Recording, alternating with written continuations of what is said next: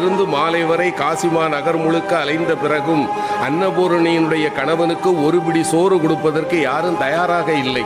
பசியால வாடிப்போன நிலையில் இருந்த எம்பெருமான் மாலை வேளையில் காசி நகரத்தினுடைய சாக்கடைகள் எல்லாம் சங்கமமாகின்ற பகுதி, அந்த பகுதியில போய் சேர்க்கிறான். அங்கே ஒரு ஏழை உட்கார்ந்திருக்கிறான். அவன் தொழுநோயாளி. அவனை சுற்றி 4 நாய்கள் இருக்கின்றன. அவன் வேலை என்ன தெரியுமா?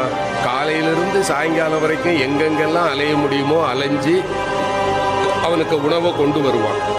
5 பங்கு வைப்பான். தன்னை சுற்றி இருக்கிற 4 நாய்களுக்கு 4 பங்கு, 5வது இவனுக்கு. அப்படி 4 நாய்களுக்கும் கொடுத்து விட்டு இவன் சாப்பிட போகும்போது சிவபெருமான் போய் கை நீட்டினான். பசிக்குதுப்பான்னா. அவன் அப்படி ஏற இறங்க பார்த்தான்.